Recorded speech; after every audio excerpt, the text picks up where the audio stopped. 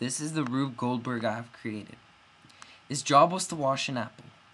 The source of energy starts from a driving gear with a motor. The driving gear, which has 30 teeth, is linked by a green chain to a driven gear, which only has 15. Therefore, the driven gear is spinning on a 2-to-1 ratio to the driving gear. On the outside of the green chain, there is a bigger purple chain, which is slightly touching the green chain.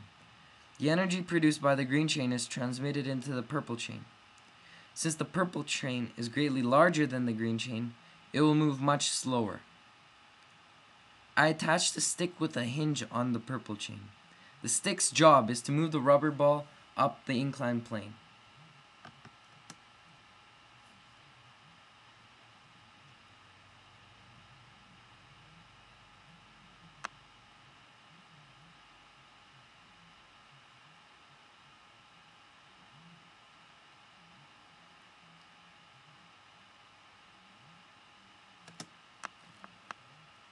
Once the ball was at the top of the ramp, it would fall and hit a loose chain. The ball would hit the loose chain that would then swing and hit a ball on the other side of it, transferring kinetic energy like a pendulum. Next, the ball with the momentum would fall off the ledge into my cannon, which was powered by a wheel and axle. The wheel was a giant gear with no teeth and a motor, while the axle was a spring that connected the cannon and the wheel. The cannon's force would propel the ball forward into the loose chain I made. The loose chain was acting like a net to control where the ball would go. I reduced the ball's restitution, or in this case bounciness, so that no matter how fast the cannon shot the ball, the net made the ball smoothly end up always in the same spot.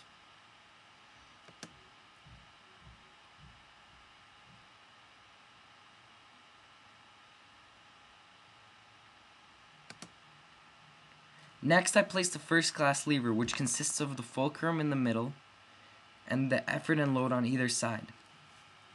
When the ball would fall from the net, it would be forced to go up the lever. This was good because the friction would make the ball have to slow down after its long fall. Again, the zero restitution I gave the ball made it impossible for the ball to bounce off the lever. After the ball passed the fulcrum, the lever would tip the other way like a seesaw. This was also good because the gravity would now help the ball speed up to reach the wedge, which I placed further along.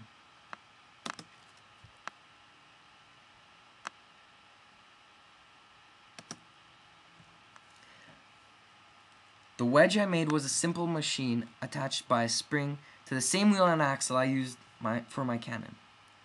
The wedge would have an up and down motion like a dagger.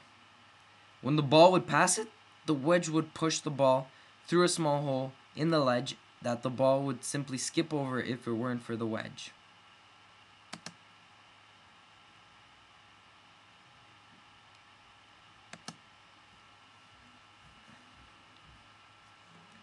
After the ball falls through the hole, it hits an L-shaped hinge that releases a ball with a motor. The ball without the motor falls off the track.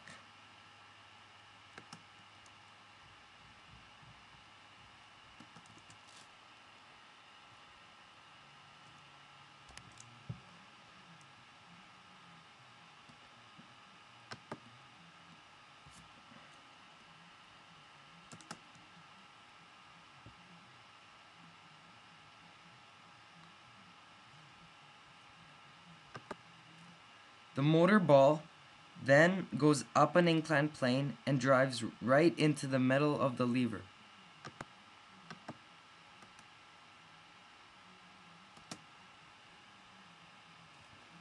Since the load of the lever is on one side and the hinge on the other, with the effort in the middle, it is a Class 3 lever.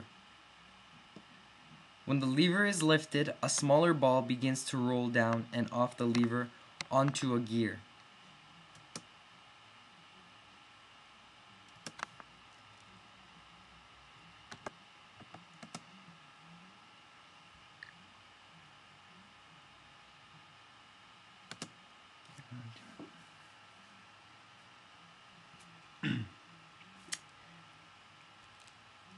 The gear has a motor, but it wouldn't be strong enough to move the lever under it without the help of the ball that falls onto it. With the help of gravity and the weight of the ball, the spring attached to a Class 2 lever under it will begin to lift.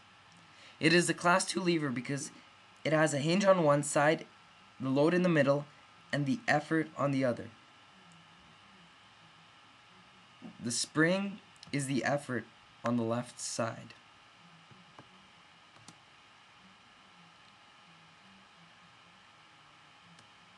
The apple is in the middle of the lever, and it will roll when the lever is lifted. It will then roll down the inclined plane and fall into the bucket with water. The apple is now washed.